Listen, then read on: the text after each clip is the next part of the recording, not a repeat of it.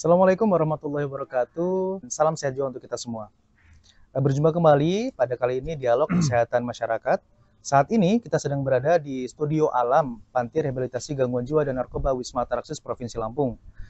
Saya tidak sendiri di sini, ditemani oleh dua orang narasumber, yaitu yang pertama ada Bro Andi sebagai program manager di Panti Rehabilitasi Gangguan Jiwa dan Narkoba Wisma Atarasis, dan juga ada Kak Dea Nabila sebagai mahasiswa tingkat akhir yang sedang praktik di Wisma Atarasis Provinsi Lampung. Sebagai informasi, Wisma Atarasis juga adalah lembaga yang bertepatan untuk praktik mahasiswa-mahasiswa kesehatan di Provinsi Lampung.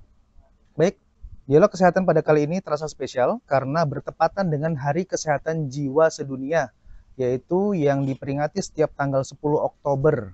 Nah, kali ini sudah berusia kurang lebih 32 tahun perayaan atau peringatan Hari Kesehatan Jiwa Sedunia. Tema Hari Kesehatan Jiwa kali ini adalah It's Time to Prioritize Mental Health in Workplace, atau saatnya untuk memprioritaskan kesehatan mental di tempat kerja. Baik, mungkin kita langsung saja kita sapa dulu. Di sini ada dua narasumber kita yang sudah keren-keren. Yang pertama ada Bro Andis. Gimana kabar kesehatannya? Aman ya, Bro? Alhamdulillah. Nah, kita harus selalu sehat karena bertepatan pada hari ini kita adalah peringatan Hari Kesehatan Jiwa Sedunia. Maka kita harus tetap sehat, mentalnya sehat juga, jiwa dan raganya. Yang kedua, Kak Dia Nabila, apa kabarnya?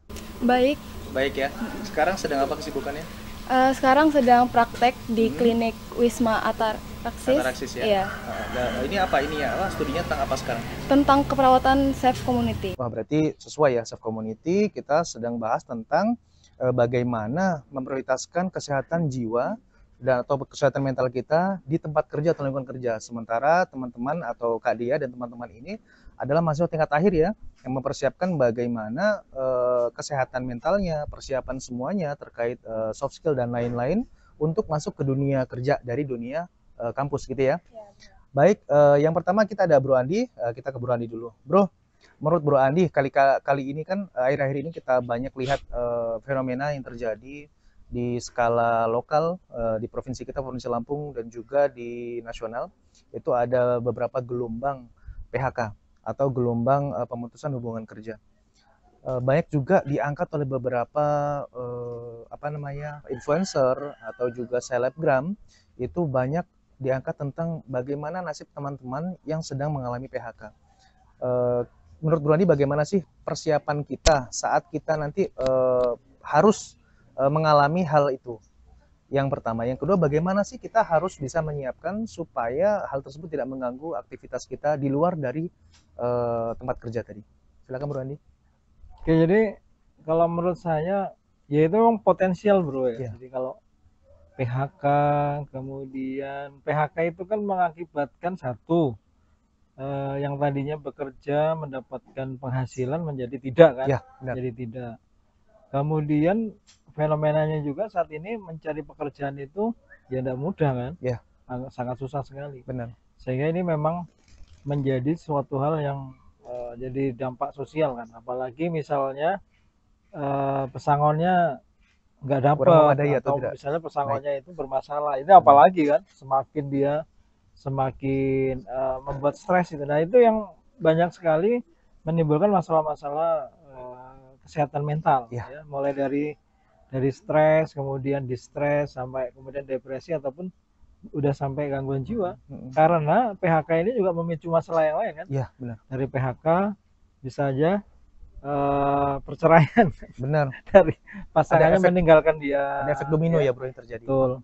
Jadi hal-hal yang seperti itu yang memang ya karena ini kondisi-kondisi sosial kan, Ya. yang memang ini melibatkan pihak-pihak berwenang kan. Ya. Kalau bisa semakin banyak yang justru diberdayakan ya, diberdayakan. Tetapi tentu saja hal ini yang harusnya memang harus diantisipasi ya, mulai dari perusahaan-perusahaan yang bersangkutan itu. Jadi memang harus bisa dialihkan untuk diarahkan untuk pemberdayaan lah ya, untuk pemberdayaan. Yang kalaulah dia yang di PHK itu coping mekanismenya bagus, Bro. Hmm. Jadi secara individu dia punya mekanisme yang bagus, Iya. dia akan bisa tetap survive ya. Iya. Ya. Tapi yang bermasalah itu adalah ketika mekanisme copingnya tidak bagus. Iya, Nah, benar. untuk mekanisme coping itu memang tadi banyak faktor yang mempengaruhi tentang kesehatan mental seseorang itu ya. Yang tadi itu dipengaruhi dari bagaimana tumbuh kembang dia selama dia dulu ya di keluarga dia. Kemudian pada saat itu kayak spiritualnya seperti apa ya, kondisi spiritualnya seperti apa. Nah, yang itu yang perlu distimulasi sebenarnya. Yang kondisi seperti itu yang perlu distimulasi di setiap unit pekerjaan lah. Ya, bagaimanakah membangun SDM itu dengan kapasitas yang bagus. Dan untuk pencegahannya sih menurut saya mulai dari sekarang itu kita sudah arahkan ya anak-anak kita itu untuk mulai pendidikan itu tidak untuk bekerja, tapi untuk menciptakan pekerjaan. Bagaimanakah anak-anak kita itu dididik untuk wirausaha gitu. Jadi ketika dia bekerja itu, ketika dia sekolah itu, dia pandangan ke depannya itu bagaimanakah dia bisa memperkerjakan orang kan, menciptakan lapangan pekerjaan. Ya. Ini kan terkait dengan bagaimanakah keluarga itu membentuk kan, Ya. keluarga membentuk. Gitu, Bro. Berarti kalau yang disampaikan Bro Andi tadi ini sangat jauh harusnya dipersiapkan, tidak hanya pas dia sudah masuk dunia kerja Ya, gitu. ya. Dari mulai dari dia kecil mungkin, kemudian pendidikan bagaimana, Ya. cara pendidikan atau pola pendidikan di keluarga, sampai dia nanti mendapatkan distress tadi, mendapatkan masalah, bahkan sampai di tempat kerjanya dan mendapatkan pemutusan hubungan kerja. Nah, Bro, kira-kira saat ini yang terjadi fenomena kan di di lingkungan kerja itu banyak juga yang acuh terhadap hal-hal seperti itu. Misalnya yang penting dia berangkat kerja saja, kemudian pulang tanggal muda atau tanggal tua dapat gaji gitu kan. Dan itu mereka spend uangnya untuk belanja dan lain-lain, dan mereka mengulangi terus seperti itu. Di saat mereka mengikuti alur seperti itu, ada pemutusan hubungan kerja, jelas mereka akan mengalami distress yang luar biasa.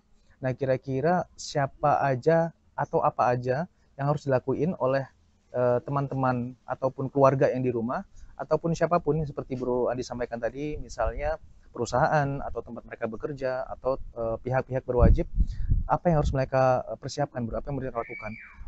Sedini mungkin kira-kira pendidikan apa yang mereka harus persiapkan?